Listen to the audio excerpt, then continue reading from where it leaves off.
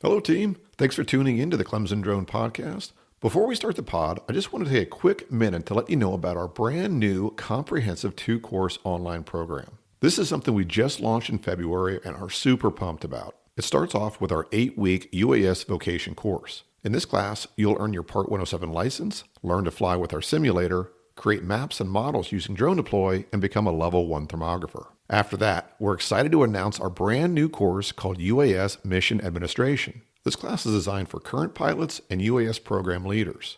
Over 8 weeks, we'll cover enhanced general knowledge, advanced mission planning, and you'll create your organization's custom standard operating procedure manual using our cutting-edge AI tools. At the end of the course, you'll earn AUVSI's Level 1, 2, and 3 Trusted Operator certifications.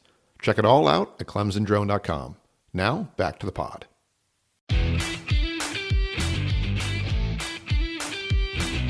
Welcome to the Clemson Drone Podcast. I'm your host, Joe Burgett from Clemson University. Join me as I dive into the world of drone technology and explore its impact through the eyes of industry leaders. Hear how drone technology directly supports public agencies, private companies, and entrepreneurs from those leading the innovation. If you're a seasoned UAS program manager or just getting into the game, this is a place to learn from the best to help your program soar to new heights. Make sure you subscribe now on your favorite podcast platform so you don't miss a single episode of the Clemson Drone Podcast. At Clemson Drone, the sky is not the limit, it's just the beginning. Hello, everyone, and welcome back to another episode of the Clemson Drone Podcast. My name is Joe Burgett from Clemson University. As many of you are tracking, last December, Congress passed the Defense Reauthorization Act, which included kind of a time bomb for certain foreign-made drones, including DJI and Autel. So because of that, I wanted to bring in my friend Cole Martz from Frontier Precision to talk about what NDAA-compliant drones are available and what are some of his recommendations. So with that, Cole, welcome to the show.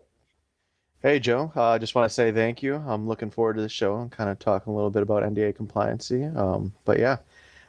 Let's get started. All right, awesome. So, well, before there's going to be kind of two groupings of questions. I want to kind of talk to you about like what are things to look about for drones, and then what are some of the specific ones that are out there that are on the NDAA side. But before we get there, why don't we start off with just to kind of tell me about who you are, maybe a little bit about Frontier, where'd you grow up, and what you kind of, what are you doing when you're not doing this? Yeah, sounds good. Yeah, kind of started off growing up in Crivitz, Wisconsin, kind of a little speck on the map. Not a lot of people know where that is. Graduating class of 48, so super small town. Oh my goodness. Grew up there. Oh yeah, super small. So kind of started my career kind of in aviation when super small. Kind of started off, doing one of those introductory flights, got into aviation that way. Moved out to Utah, lived out there for about 9 years. Did aviation that way. Did my kind of bachelor's degree in aviation on the business side of things and the professional side of things. Kind of got into that realm and then did a transition kind of into UAS stuff around COVID. Got a cool opportunity with UPS Flight Forward at the time. Worked with them, kind of doing medical delivery. And then I transitioned over to Frontier.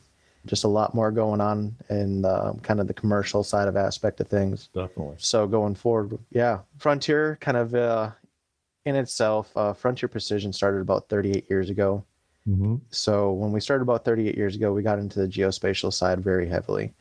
So when we think about geospatial, we're talking about, kind of GNSS equipment, Trimble, kind of those applications and stuff like that. And about roughly 10 years ago, Frontier decided to do another vertical of unmanned, right, or drones or UAS and stuff like that. So ever since then, about 10 years ago, we started getting into how can we take drones and make them into survey grade tools.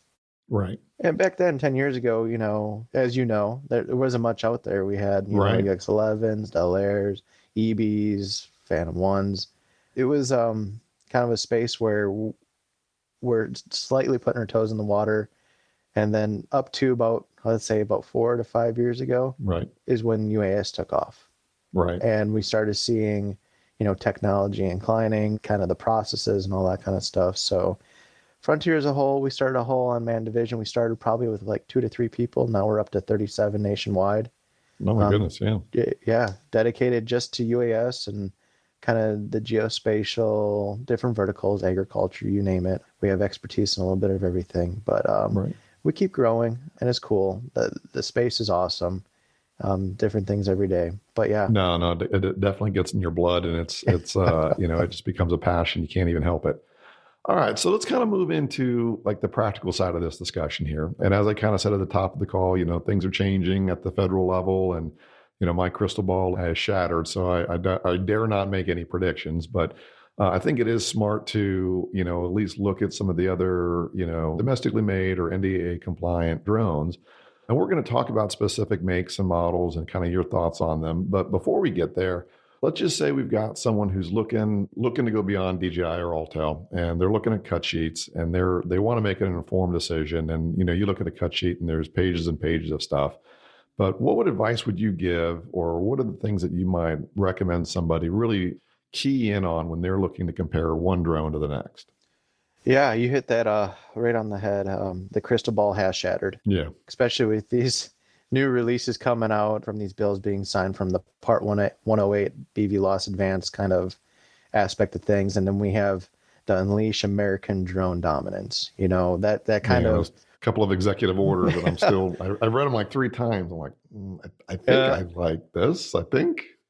It's unclear, but clear at the same time. We know what direction we're going, and we know who they're going after and kind of what's going on. So it's very unclear, but clear at the same time. Clear as mud, as I say. Yeah, right. Exactly. Yeah. So like I said, Frontier's been partnering with NDAA-compliant and American drones for the past, I'd say 6 to 8 years. We've been working with these companies hand in hand, kind of building them up to, the aspect of data collection, integrations, and stuff like that.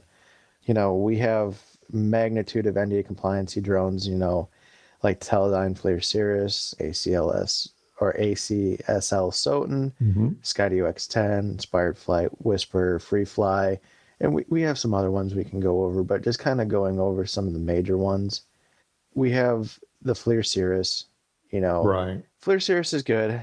Yeah, no. I want to also, I'm going to interrupt you here, and I do want to hit each one of those, but and specifically, but like from a sensor type of thing, like what does it go to, like a camera? Again, there's lots of different use cases, photogrammetry being a big one. Correct me if I'm wrong, but I kind of think that like if you're going to get into photogrammetry, a minimum type of sensor that you should be looking at is a 1-inch sensor, 20 megapixel with a mechanical shutter. And they get better, but my thoughts are that's the minimum. Do you think that's right? Yeah, I'd agree. And I think, coming from the DJI aspect, the Mavic 3 was kind of the standalone kind of golden standard, in my opinion. The mechanical shutter, 20 megapixel photo, you can't really beat that. When we start inducting these global rolling shutters, kind of reduces time, speed, and all that kind of stuff with your data collections and accuracy at the end of the day. Right. But yeah, the golden standard, you're not going to see a lot of NDA compliant 20 megapixel 1-inch mechanical shutters. It's just not there. Okay. They're lesser, or it's an inferior camera.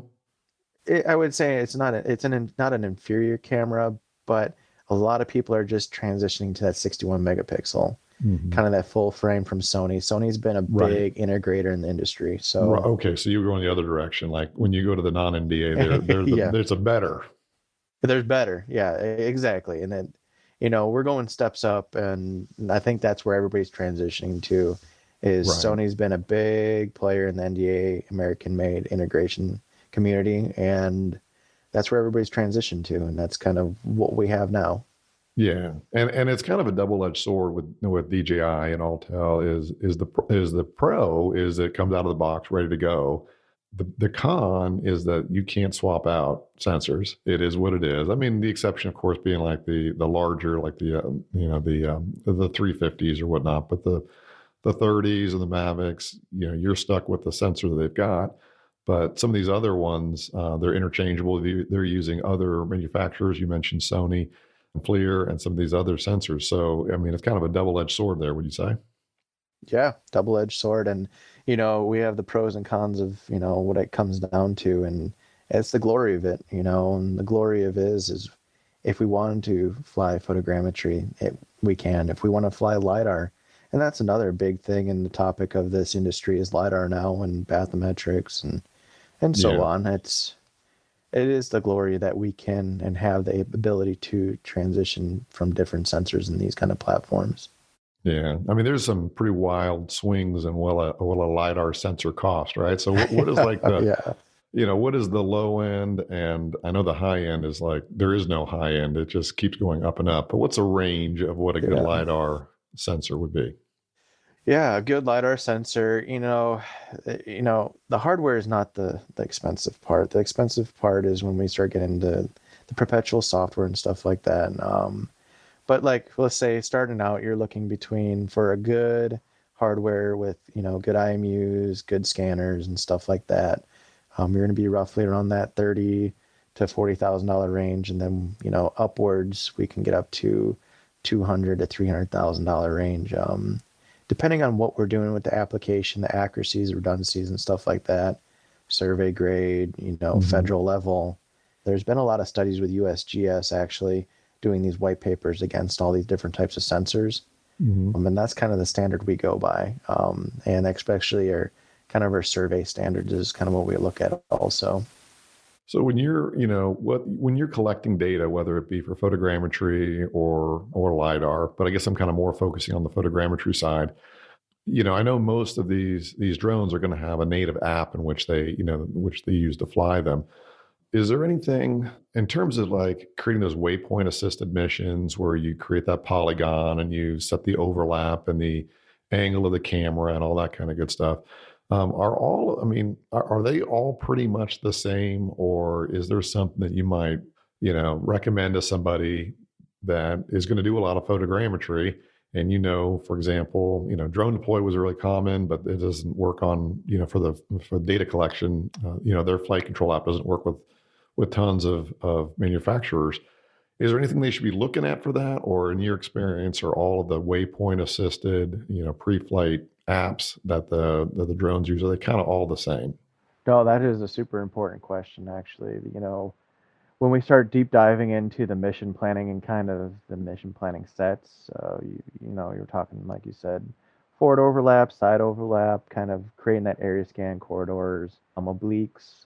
Those are some big things in the industry that a lot of people are utilizing. And I think the biggest thing that a lot of people don't think of is, if you're in, let's say the east side of Texas where it's nice and super flat, but let's use Asheville for example. When we get into the Helene kind of situation where we have kind of a whole bunch of different mountainous terrain, that's when these applications need to start including terrain following. And that's when we can kind of jump back just a little bit backwards. Is they're all going to do the same thing, most from Q ground control for arterial mission control and Cubase and some other things that you'll see kind of repetitive in the market. Each manufacturer is going to call it their own little thing, but at the end of the day, they still have the base routes. So they're still going to do your corridor scans. They're still going to do your survey. Every system or every platform that I know of that we carry is going to have different settings and presets already pre-built into their, let's just say, call it an app or software, flight plan mission software. So it's going to be super click button easy for the end users. It's when we start getting into the technical side of things of what SRTM database is that software pulling from, because that is huge. Okay. When we do get in these mountainous terrains and we try to, let's say, fly LiDAR photogrammetry really doesn't matter as much, because we can fly at 400 feet and still stitch all those images together just fine, and they don't have to be at the same altitude because we're going to be tying to control at that point. But when we go up to, we have to maintain, let's say, altitude in those terrains and don't have to worry as much as if we have an SRTM database that's over 100-foot difference. We might have an inclusion with aircraft of terrain and ground and all that stuff that we're not compromising for, and we kind of can move forward from there. So yeah, some softwares we need to look at.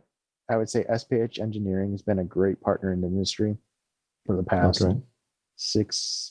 past 6 years.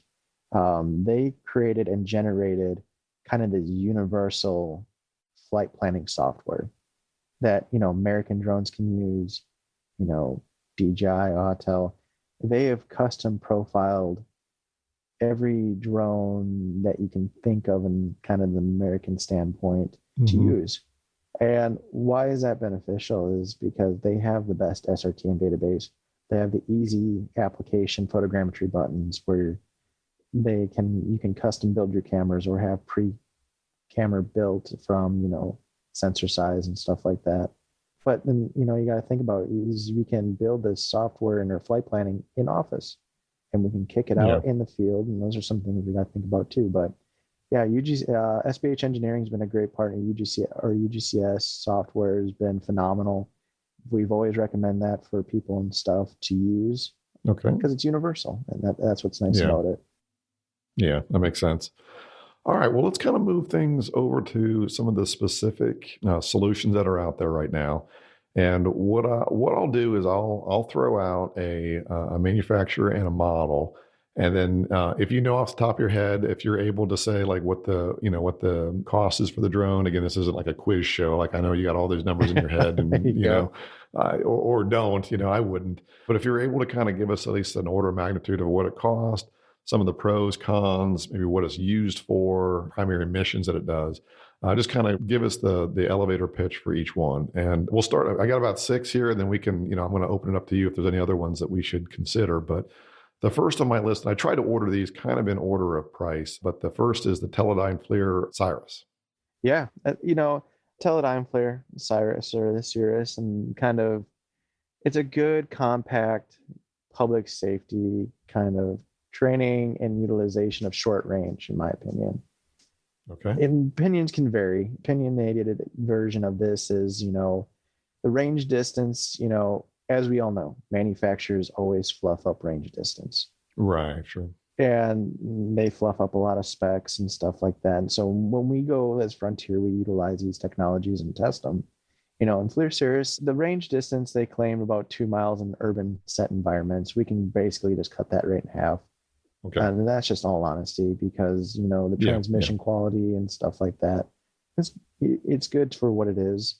And it does run a dual battery kind of redundancy system on the aircraft. When we talk about thermal, and that's what it's built for. It's built around it's FLIR. FLIR. Yeah, that's what it is. It's for thermal. So when we talk about thermal inspection, it has a non-radiometric and a radiometric sensor, which we're going to hear about. The standard is going to be the FLIR Boson. That's kind of the American standard of FLIR right now. And there's going to be 2 variations of it. So the radiometric and the non-radiometric. So you're going to have the FLIR Boson and the FLIR Boson Plus. So FLIR Cirrus can run both of those, or it's not both of those. I mean, or you can kind of switch between the 2. Right. This is a sensor head that you can swap out. Yeah, you're talking correct. About. And that's kind of, I wouldn't say swap out. I would say just kind of keep it one sensor or the other.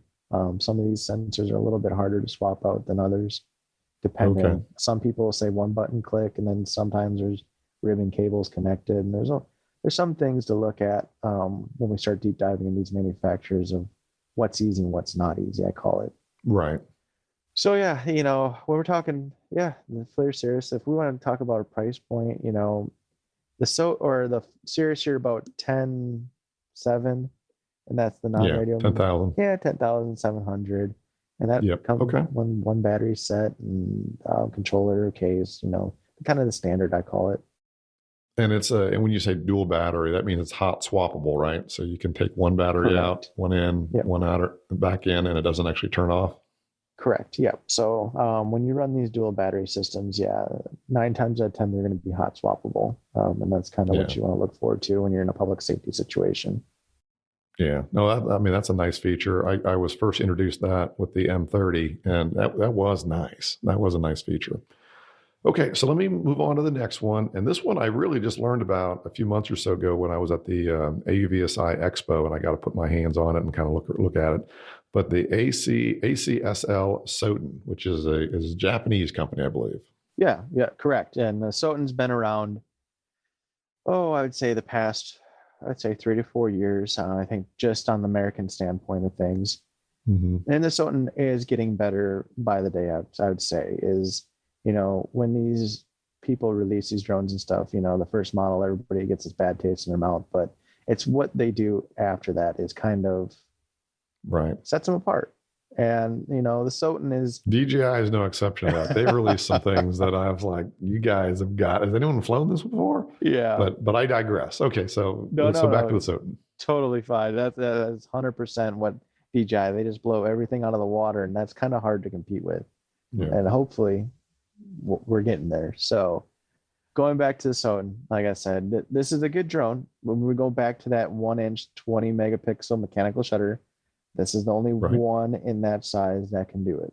Okay. Some things it needs to be a little bit more effective on is the flight mission planning and stuff like that. It's not as easy as, let's say Arterial Mission Control or Q Ground or IF or anything like that. It's a little bit more, I would say, rudimentary and then kind of these early stages, but it works. And another thing is when we start talking about these drones, a big thing is kind of the GNSS data jam-packed on these images, geotagged images, geotips and stuff like that. We got to walk through that and kind of make sure that these aircraft and systems are doing that. And, SOTNs is making space, and I think it will get somewhere in the next year or two. I think that'll probably be a good viable option at a budget standpoint. Because they're about 10,000 too, I think, right? Yeah, they're actually spot on the 10,700 compared to the Cirrus, And that's kind of the big difference between the two. Is SOTN is going towards more the mapping industry. Cirrus is going more towards the public safety kind of things. I see. I didn't ask you about the Cirrus, but are those images geotagged? I kind of assumed they were, but I guess I don't know. Good question. It's assumptions. I wouldn't, not what we need. Okay. That's okay. I'm glad that we talked because I did not realize that. I kind of thought that was like universal. They're working on something currently to get that, better. So okay. That's a huge limitation if you're using it for mapping then. Yeah, fair enough. Okay, so great. Let's move on to Skydio, the X10, which I know there's various different versions of that, but can you kind of walk us through that? Yeah, Skydio. That is kind of the big giant in the industry right now. Everybody's kind of the chatter and talking about is Skydio. And X10, the new release about, I would say, a year and a half ago now, 2 years almost. We're going on. Lot of headway. They've definitely overcome. Everybody's used to the X2 and next, all those kind of different variations, S2 Plus. But the X10 is blowing everything out of the water. Yeah. Kind of everybody's expectations of, the X2. Well, the X10 kind of just tenfolded the X2. So yeah, if you're familiar with the two, I mean, and your complaint was that the resolution of the camera was poor and the thermal camera you had to be too close. This is a different animal altogether. Yeah, from the autonomy, from the AI technologies being integrated, from the cellular technology. The X10, I would say, is kind of the one be all do all kind of in that kind of size. And, we have different variations. We can kind of go over that. There's going to be a defense variation, and then there's going to be a commercial consumer kind of variation of it. So X10 and X10D. Yeah, let's drill down into the consumer side, and absolutely, I'll throw out a couple of use cases. So first use case, we'll do two use cases. First use case, entrepreneur, limited budget, looking for mapping, looking for a replacement for the Mavic 3, as close as they could get. And then let's look at on the other side, work for a DOT, has a budget, looking for autonomy underneath bridges, full Monty. So kind of those two use cases, what are we looking at? Yeah, so it's first two use cases so let's just say starting in the drone world, looking for an American NDAA-compliant drone in that subcompact form. I would highly suggest the Skydio X10, probably the V100L. V100L is going to have that 50 megapixel, kind of that wide sensor that everybody's looking for. Even though it's global rolling shutter, when we start talking about geotagging and kind of getting those corrected images, the satellites and the RTK module that you can add on is going to help that tenfold of creating that more accurate geotiff or tie-in points for stuff like that. And kind of that price point is going to be that 15,000 mark. And that comes with your 3 battery RTK module, 1 year warranty and stuff like that. Now, I didn't talk about thermal, but that same model, if you were to get the package that has a thermal, it's like $3,000 more, right? So about 18,000. Yeah, and that's correct. And then there'll be the V, and then there's the VT. The T just means the thermal, Mm-hmm. and all the thermal models of the X10 are going to be the FLIR Boson Plus sensor, which is kind of, I would say, the gold standard in Right. thermography right now. Right. So yeah, I would say non-thermal, you're at that 15 mark, and like you said, thermal, you're going to be in that 18 to 24, depending on what you do, kind of price point. So let's talk about the other extreme then. So you work for a state DOT, you've got a budget, these drones are saving man hours, left and right. So, you can have a generous budget to do that. What are we looking at there? And I guess hardware, software too. Yeah, so we can get as crazy as fully integrated AI and remote ops, or we can get as, ground teams and kind of do full autonomous missions that way. So I'll kind of start with kind of the ground teams and what I've seen in Right. the industry and what people use. FDOT is going to be a big advocate of the X10 here soon. They're do mainly bridge inspections and hurricane disaster reconstruction. Right. And what they're utilizing is going to be, the X10 with the VT300L kind of sensor. That's more than inspection sensor. Mm-hmm. What they're going to be utilizing it for, and then the RTK module. And then they also have the cloud aspect.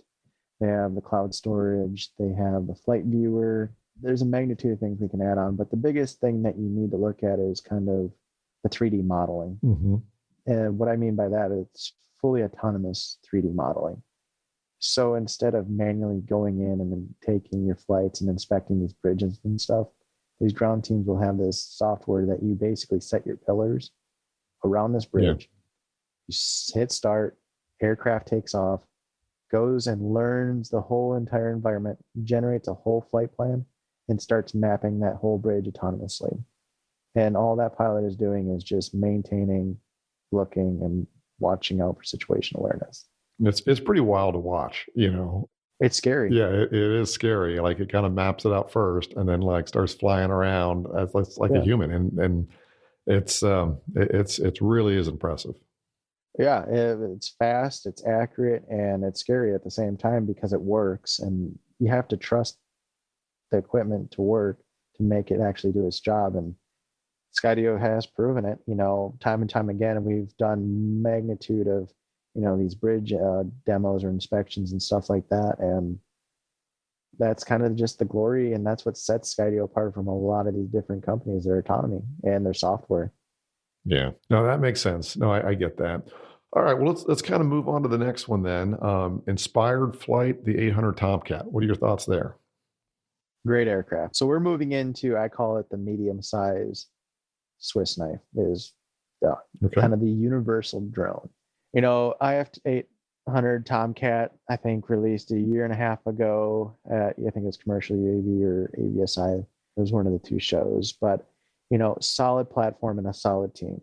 And that's another thing, is the team that backs these aircrafts is another important thing to look at. Mm-hmm. From a manufacturing standpoint and kind of a warranty standpoint. Right. But yeah, Inspired Flight, great system. They've been around for years. They started off with the IF 1200 and kind of transitioned to 1200A, kind of their heavier lift platform.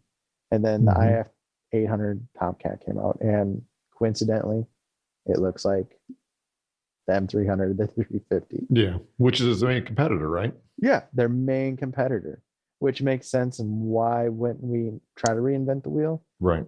At the same time. So going through the Tomcat, going through the universal payloads, we can do multispectral, we can do photogrammetry, we can do LiDAR, thermal, that's the glory of this system, is it's, agnostic or integrated to a certain aspect of magnitude of sensors. We're not limited to just one thing. We can carry, roughly around 6 pounds of payload on this aircraft, which was kind of the copy of the 350, is how can we compete? And the competing part was, can we carry 6 pounds at a good amount of flight time? Right. And when we talk about wind resistance and max airspeeds and stuff like that, that's not really what's the most important. It's kind of the end user usability. Yeah, super simple system. They run different controllers. And that's what you're going to see with a lot of these different companies. There's going to be NDA compliant, and then there's going to be blue list. Right. And I think in the industry, blue list is kind of derived into more militaristic kind of aircraft. It is. Yeah. And you pay for that, and not necessary in many cases. It is not very necessary. Like NDA compliancy is kind of number one gold standard. Like that's what everybody should be looking at right now, because the green list will be generated here in the near future, and that's where all these commercial drones are going to be going to. So the platform itself, what's the cost for the platform? Which again, the sensors is going to be something, depending on what you get, is going to be more on top of that. Yeah, depending on sensors, aircraft base, and we're just talking, we're talking shop, just one set of batteries, a charger, the aircraft, kind of just to get the aircraft in the air, you're looking roughly about $32,000 for the aircraft, and then we can go on from there. We can add on, the ILX-LR1, stuff like that. But no. Is that the sensor that you recommend for photogrammetry? You're going to see that kind of the industry standard is going to be the ILX-LR1. Every U.S. manufacturer is, I would say, in our opinion and our kind of views, is what we've been seeing, is ILX-LR1 is going to be the standard to go to now.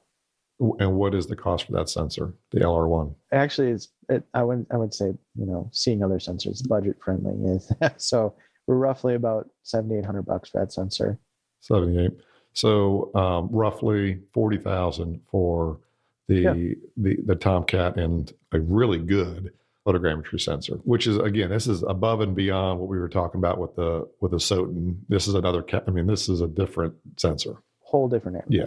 So, and that's kind of, when we start talking about GSD, we start talking about inspection photos, survey grade, these geotips. Instead of flying, 200 feet, we can fly 400 feet and still get the same GSD. Right. Ground sampling distance. Right. Yeah. Ground sampling distance is huge, and then the back end, and talking about the internal guts of the geotagging of the camera itself is, there's only so many American manufacturers that figured out how to geotag images properly. And Inspired Flight's one of them. So Gotcha. Well, let's move to the next one then. Same, I think, classification with the Whisper Sky Scout. You want to talk through that one? Yeah, actually, great company. Know them personally. They're down actually based in Mississippi. So Starkville, kind of that area.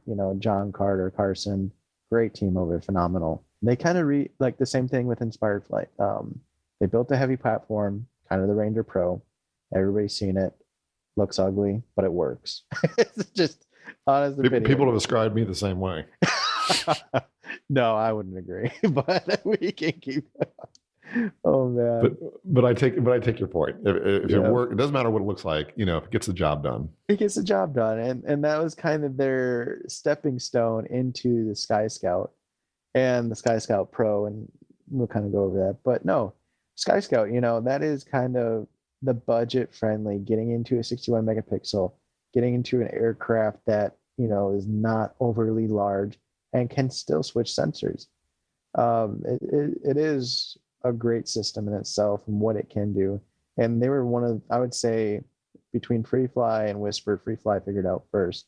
But Whisper has figured out, geotagging and images and listen to the customers of, hey, this is how we need to get accuracy.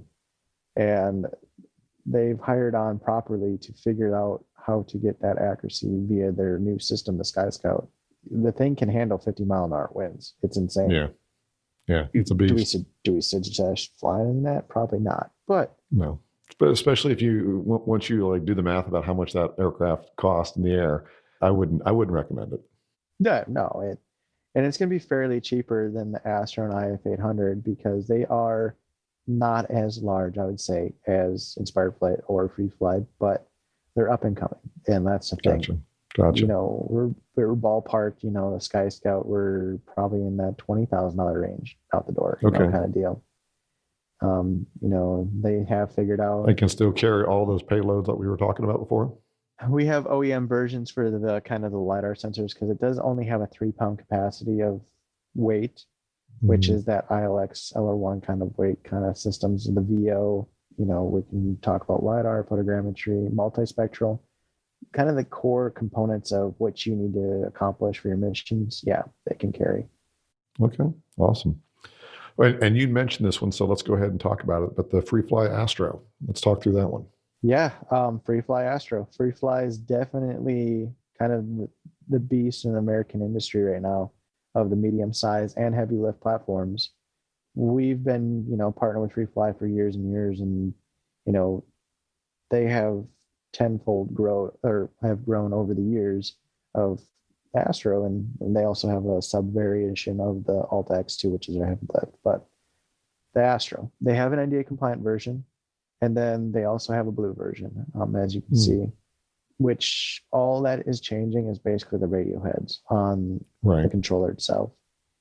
And I think their biggest release last year was the Pilot Pro, which everybody in the industry in the American side, I'll say 2 to 3 years ago, kind of the standard was the HearLink radio. And kind of people got sick of the HearLink radio due to a variety of reasons. And FreeFly is like, hey, let's develop a controller. And they did, and they knocked it out of the park. I see. Yeah, they did. And they knocked it out of the park. And the Pilot Pro from, we have gimbal stabilization, aircraft yaw stabilization knobs, we have slow speed, we have emergency kill switches. They thought of it all. And from mission planning to accuracies to integrations, it's seamless. They switched to what is called a smart dovetail. And that smart dovetail is kind of like DJI's Skyport. And people are realizing in the American industry that is kind of the dovetail is the way to go. So when we're talking about switching out sensors, the software auto-recognizing the kind of the cameras and kind of going agnostic or integrated, it's seamless. They switched to an Auterion node, which is very, very helpful. It allows more integrations into this platform. And I think the craziest one they've done so far, in my opinion, this is kind of purely my opinion, is kind of the optical gas sensing. It's insane. Oh, okay. Yeah. When we talk oil and gas, that's a hard to crack, to integrate. And the hover map, they have full autonomy for mine shaft SIM-based LiDAR mapping. It's kind of crazy to see. And what's the cost for the platform? Again, the sensor is going to be added on top of that? Yeah. So, aircraft, your base bundles, you're going to be looking, starting just aircraft, and then you have to add on, $26,000 for the aircraft. And then we're looking at batteries and stuff like that, out the door. And what we're going to see kind of, I call it the normal, and it can be Inspired Flight, Astro. You're going to be roughly about 42 to 38 out the door, kind of in these systems. And that's talking with a sensor or without a sensor? With everything. That's talking all the batteries, all the chargers, all the training, kind of that aspect of things. It's going to be roughly that price point. Okay. But not necessarily like a camera or anything like that? Nope. The camera will be included in that. So the ILX-1 is in that price. So. Oh, okay. That makes sense. Okay. Well, we hit the 6 that I had on my list that I wanted to go through with you. What else? What's a drone I didn't mention that I should have? Yeah. I would say some big hitters and kind of some, interest from the show last week was fixed wing. Fixed wing is kind of a big talk. And there's going to be a couple giants in the industry. And, top 3 giants are going to be Quantum, Sensus, and Wingtra. Those are kind of the top 3 giants that we see here or kind of talk about every day. And, we've partnered with, Quantum Systems. We finally released that 2 weeks ago as kind of the master partners for Quantum Systems. Mm-hmm. Like I said, the reason why we went with Quantum is because the integration piece, the company backing, the manufacturing, the quality control, the ease of use, and it all comes back down to the survey grade accuracy we can get out of them. Yeah. Because they do onboard, geo-tagging and PPK corrections. Mm-hmm. No other aircraft can do that on board. That's awesome. Which is crazy. And then Sensus, we have all heard of Sensus. Sensus, we had, Centero 5, Centero 6 is coming out. Their niche in the market and what they're really good at is magnitude payloads. We can, swap out payloads, transition very easily. And I think the number one key component of Sensus is the BB loss aspect. They Yeah. have the most waivers, they have the most flights, the most tested data. And we worked with them hand in hand on some of these longer corridor flights of 30 miles, and it Yeah. works, which is really cool. That's one of the most exciting things that I was excited to hear about those recent executive orders. Is someone described an executive order to me at this conference we were at? Is it's above a speech but below law. So we have to kind of be careful with what it actually Yeah. is. But it did seem to give the FAA kind of a kick in the pants about, hey, you got to get Part 108 out. And once it is, I'm pretty excited about what's going to happen. The fixed wings are going to just, huge use cases for those. Absolutely. And I think that's where everybody's going to start transitioning to as soon as that 108 happens. Is it's going to be a lot of fixed wing flights. Yeah. We're able to cover 2,200 acres in a day of LiDAR with some of these fixed wing platforms. Right. It's unheard of. Yeah. Yeah, no, it just opens things up. I mean, if you're bound to line of sight, I mean, everyone's vision's a little different. I can see about a half mile, maybe 3/4 of a mile. Yeah. Fixed wings do that pretty quickly. So there's just not tons of advantages to that if you're tied to line of sight. And where a quadcopter or multi-rotor can do the same, maybe not as fast, and the endurance. I mean, they are two different animals, but when we go beyond line of sight, though, we're talking about going 30 miles and all of a sudden having an hour or two duration and, all of the advantages that goes along with fixed wings they're going to be obvious, and that's going to be the solution of choice. 100%. And when we start talking, I think the last thing is is hybrids. I think there's a lot of interest in hybrids right now, and we've been heavily in kind of looking at and investing into Skyfront. They've been around for how many years, and they have the Perimeter 8. That's a heavy lift quadcopter. But the utilization of that aircraft is we have to look in that Part 108 piece because people lost. Yeah, we have all that endurance, but can't go that far. So right. Yeah, so makes sense. Well, listen, we're going to go ahead and land this ship here, but as we do, I want to just kind of ask you one final question. Do you have any outgoing advice for any UAS program manager from a hardware perspective? Just, any advice you might give them as they're starting to either develop a program or just kind of tune up their program? Yeah, my biggest advice is work with a partner. Going direct to manufacturer is not going to create the full scope ecosystem. It's Right. Don't get me wrong, going to manufacturer is great.